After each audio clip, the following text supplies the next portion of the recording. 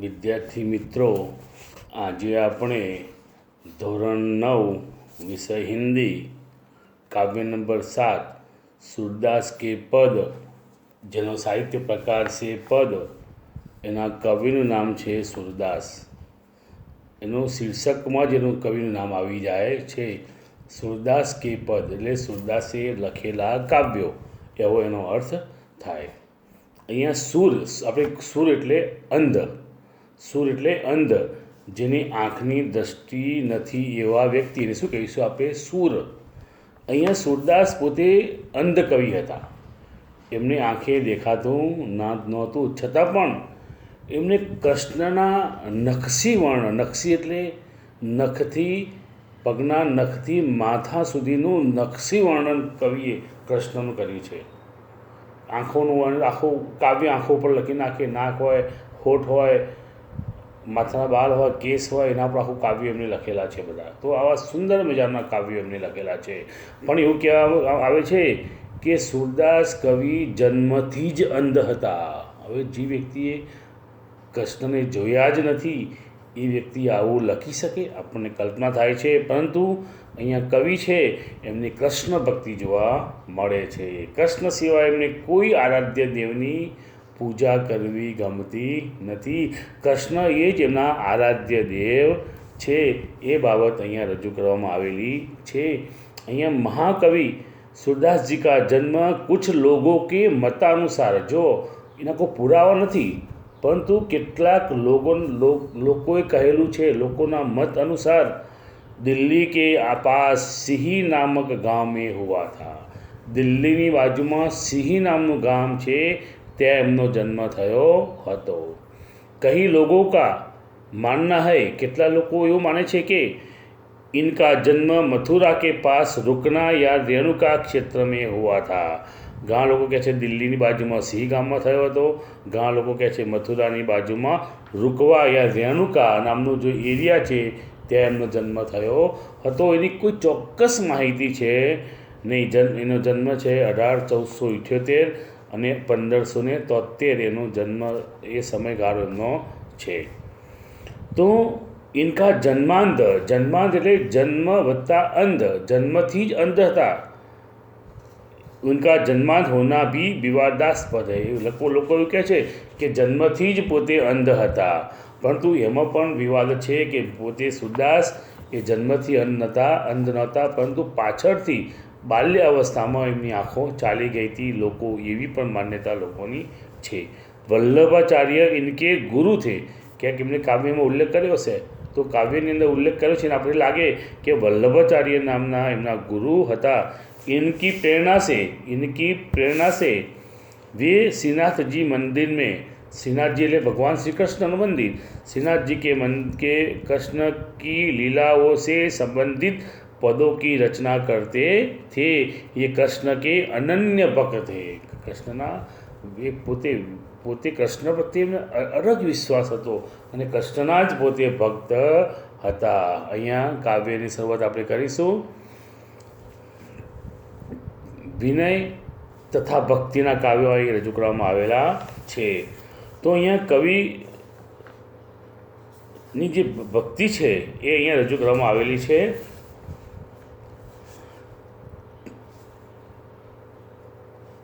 મેરો મન અનત કહાં સુખ પાવે, મારું મન બીજે ક્યાં સુખ પાવે. અનંત એટલે અન્યત્ર. उड़े जैसे उड़ी जहाज को पंछी फिरी जहाज पर आवे. उड़ी जहाज का पंछी फिरी जहाज पर आवे એટલે જે સમુદ્રમાં જહાજ હોય, જહાજ ઉપર જ પક્ષી બેઠું હોય, પરંતુ ઉડીને જાય ક્યાં? ઉડે ખરું, પાછું આવીને જહાજ ઉપર આવીને બેસવું જ પડે, કારણ કે સમુદ્રમાં ઝાડ હોતું નથી, કોઈ જગ્યા, બંગલો, ઘર ત્યાં હોતું નથી. એટલે જહાજ ઉપરથી ઉડે અને પછી પાછું ફરી એ જહાજ ઉપર આવીને જ બેસતું હોય છે. કે જહાજ કા પંછી જહાજ से उड़कर पुनः जहाज पर ही आता है. जैसे उड़ी जहाज को पंछी फिरी जहाज पर आवे. जैसे जहाज का पंछी जहाज से उड़कर पुनः जहाज पर ही आता है, उसी तरह मेरा मन अन्य देवताओं के यहाँ से भटक कर फिर श्री कृष्ण के चरणों में लौट आता है। એટલે કવિનું મન બીજે ક્યાંય ડૂબતું નથી, કૃષ્ણની ભક્તિ સિવાય બીજી ભક્તિ કરવા જાય છે, પરંતુ અંતે તો એ કૃષ્ણની ભક્તિમાં આવીને પાછા તલ્લીન થઈ જાય છે।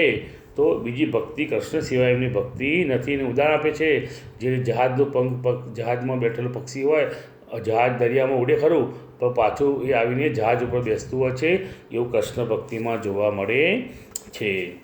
કમલ નયન કો છોડી મહાતમ, અહીંયા મહાતમ કમલ નયન એટલે કમલ કે સમાન નેત્ર વાલે, કમલ કે સમાન નેત્ર વાલે એટલે ભગવાન શ્રી કૃષ્ણ।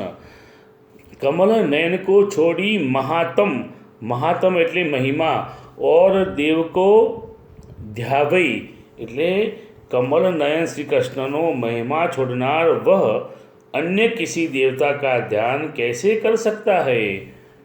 बीजाना पर कमल जेवा नेत्रवाळाનું છોડીને બીજાનું ધ્યાન કોઈ કરી શકતું નથી। એટલે કમળ જેવા નેત્રવાળા એટલે ભગવાનની આંખો કેવી છે, કમળ જેવી સુંદર નેત્ર છે એના, અને એના એ સિવાય એ દેવની પૂજા છોડીને બીજામાં ધ્યાન પોતે ધરી શકતા નથી। परम गंगा को छोड़ी पियासो दूरमती कूप, कूप એટલે કૂવો, ખૂનવાવે એટલે ખુદાવે, અહીંયા દૂરમતી એટલે મૂર્ખ, પિયાસો એટલે પ્યાસા, કૂપ એટલે કૂવા, ખૂનાવે એટલે ખુદવાવે। અહીંયા यदि कोई प्यासा व्यक्ति, कोई व्यक्ति पानी तरस लागी होय અને બાજુમાં ગંગા નદી વહેતી હોય તો કૂવો ખોદાવો એ મૂર્ખતા નથી। બાજુમાં ગંગા નદીનું પવિત્ર પાણી ન પીએ કે જેથી કૂવાનું પાણી પીએ। તો કવિ કહે છે અહીંયા कि यदि कोई प्यासा व्यक्ति पवित्र गंगा जल को छोड़कर अपनी प्यास बुझाने के लिए कुआं खुदवाए तो उसे मूर्ख ही कहा जाएगा। એટલે ગંગાજી પવિત્ર નદી બહેતી હોય અને બાજુમાં કૂવો ખોદાવે એ વ્યક્તિ મૂર્ખ જ છે। તો ગંગાનું પાણી ન પીવે તે કૂવાનું પાણી પીવે। ગંગાનું પાણી કોને નસીબમાં હોય, તો જેની પાસે ભગવાન શ્રી કૃષ્ણ હોય તો બીજા દેવી પાસે જવાની ક્યાં જરૂર છે, એ બાબત અહીંયા કહેવા માગે છે। જી મધુકર અંબુજ રસ ચાખ્યો, મધુકર એટલે ભમરો, મધુકર એટલે ભમરો, અંબુજ એટલે કમલ, મધુકર એટલે ભંવરા એટલે ભમરો, અંબુજ એટલે કમલ। ચાખ્યો ચખ લિયા હો, રસ ચાખ્યો ક્यों કરીલ ફલ ભાવે, કરીલ એટલે એક પ્રકારનું કાંટાવાળું પૌધું જેનું કડવું હોય।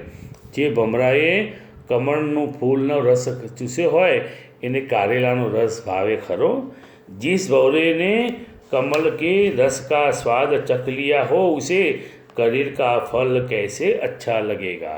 એને કારેલાનો રસ ભાવે નહીં। જેને અંબુજ એટલે કમળ, જેને કમળનો રસ પીધો હોય, જે ભમરાએ કમળનો રસ પીધો હોય, કમળના ફૂલનો રસ પીધો હોય એને કારેલાનો રસ ભાવે નહીં, એને ગળે ઉતરે નહીં। એવું ભગવાન કૃષ્ણની ભક્તિમાં છે એવું સુરદાસ કવિ કહેવા માગે છે। સુરદાસ પ્રભુ કહે છે કામધેनु त्यजी, कामधेनु એટલે काम देवलोक की गाय जो सब इच्छाएं पूरी करती है। जे कामधेनु गाय તમે જે ઈચ્છા કરો ને એને પૂર્ણ કરે, એને શું કહેવાય, કામધેनु। દેવો પાસે હતી, ઇન્દ્ર દેવતા પાસે કામધેनु ગાય હતી એવું કહેવામાં આવે છે। સુરદાસ कहते हैं कि मेरे प्रभु को कामधेनु के समान है। सुरदास प्रभु कामधेनु तजी छेरी कौन दुहावे, छेरी એટલે બકરી, દુહાવે એટલે દોવી। જો કામધેनु જેવી ગાય હોય તો બકરીને કોણ દોવા જાય। કામધેनु જેવી ગાય હોય તો બકરીને દૂધ કોઈ પીવા જાય નહીં। કામધેनु એટલે ગાય દેવની ગાય હોય, દેવોની ઈચ્છા પૂર્ણ કરનાર, જે ઈચ્છા હોય પૂર્ણ કરે એવી ગાય, એને શું કહેવાય, કામધેनु। અને એવી ગાય હતી ઇન્દ્ર દેવતા જોડે। તો એવા વ્યક્તિ પાસે જેના પાસે કામધેनु જેવી ગાય હોય એ બકરીનું દૂધ પીવા જાય નહીં। એટલે જેની પાસે કૃષ્ણ ભક્ત હોય, જેની પાસે કૃષ્ણ ભગવાન પોતે હોય એ કોઈ દિવસ બીજાનું ધ્યાન ધરવા જતો નથી. આમાં કૃષ્ણ ભક્તિ જોવા મળે છે. બીજી પંક્તિ જોઈએ આપણે.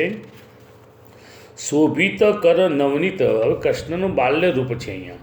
પહેલાંમાં ભક્તિ હતી, હવે અહીંયા બાલ્ય રૂપ છે. શોભિત કર નવનીત લીએ એટલે શોભિત કર નવનીત. અહીંયા કર એટલે હાથ અને નવનીત એટલે મક્ખન. તમારી જે નવનીત તમે જે વાપરો છો ભાષાની બધી નવનીત, એટલે નવનીત શું કહેવાય? માખણ કહેવાય. શું કહેવાય ને? માખણ. શોભિત કર નવનીત લીએ એટલે જેના હાથમાં મક્ખણ છે એવા બાલકૃષ્ણ.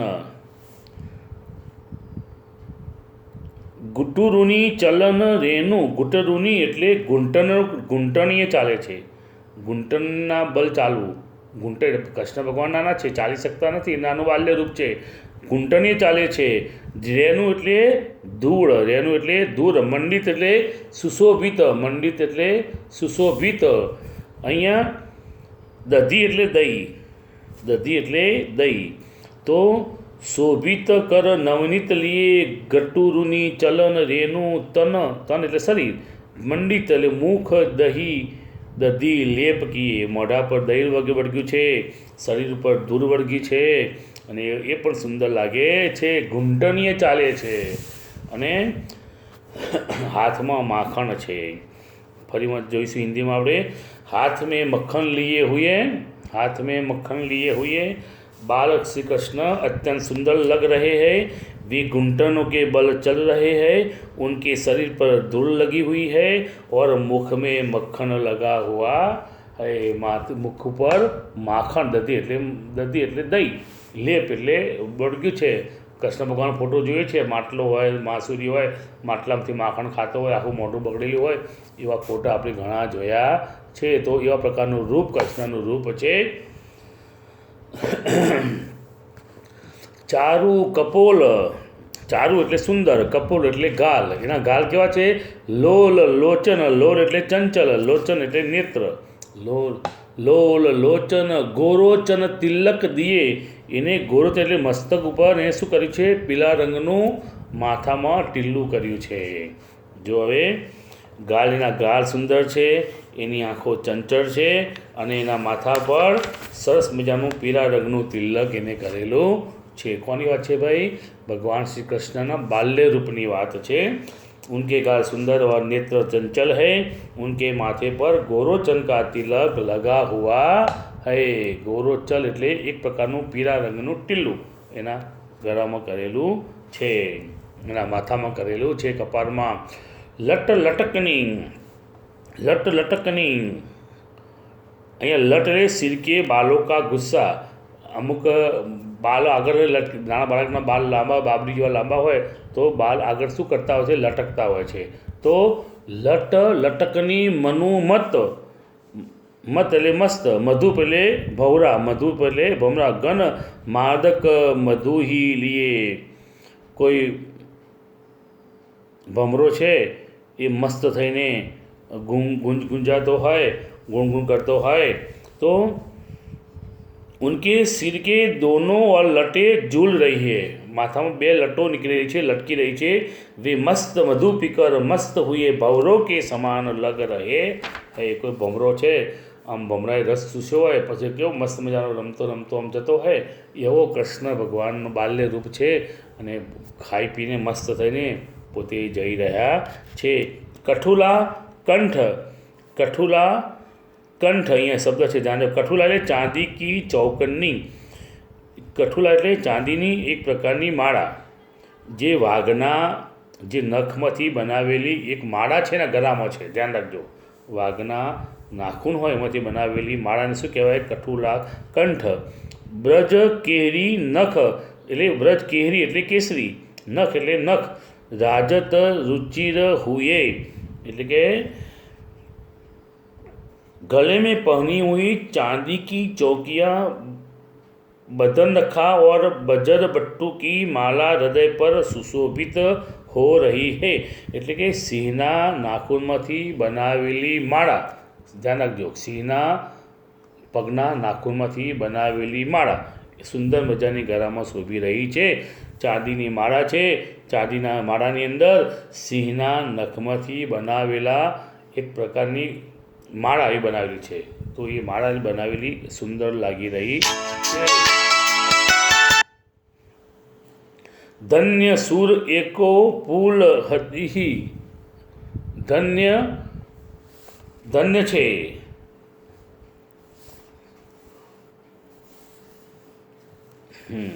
જોઈએ ફરી આપણે, ફોન વચ્ચે ડિસ્ટર્બ કરે છે મને.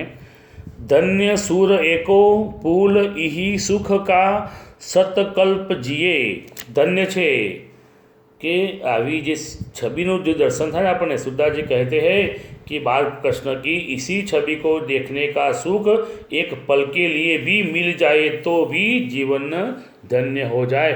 આવું નાનું બાલ્ય રૂપ જો કૃષ્ણ ચાલતા હોય, માખણનો લેપ લગાવેલો હોય, પગે માટી વર્ગી હોય, જતા હોય, તો આવું રૂપ જો જોવા મળે ને આપણને, તો આપણો ભવ છે એ સુધરી જાય. કલ્પ એટલે 4,32,00,000 વર્ષ કી અવધિ. એને શું કહેવાય? કલ્પ કહેવાય. એને શું કહેવાય ને? તો જો આવા સૂરના જો દર્શન થઈ જાય ને આપણને, કે આવી છબી એટલે આવી બાળપણની છબી જો આપણને લાઈવ જોવા મળે, સીધી જોવા મળે, તો આપણું છે ને, આપણું જીવન એ સફળ થઈ જાય એવું અહીંયા કહેવા માગે છે. તો અહીંયા કાવ્ય પૂરું થઈ ગયું છે. મેં એનો સ્વાધ્યાય બી તમને લખવાનું તમને કહેલું છે, મેં કહીશું. એટલે તમારે લખી દેવાનું. કાવ્ય પણ લખજો તમે, અને એનો ભાવાર્થ પણ તમે લખી નાખજો, જેથી તમને આ ફાવશે. અને તમારે કાવ્ય અને એનું સ્વાધ્યાય પણ તમારે લખવાનું છે. એનું ભાષાંતર હિન્દીમાં એનો અનુવાદ પણ તમારે લખવાનો છે. એનો સાર લેખન ટૂંકમાં તમારે લખવાનું છે. શબ્દો અને બધું તમારે વ્યાકરણ સ્વાધ્યાય ને બધું તમે લખી નાખજો. અસ્તુ.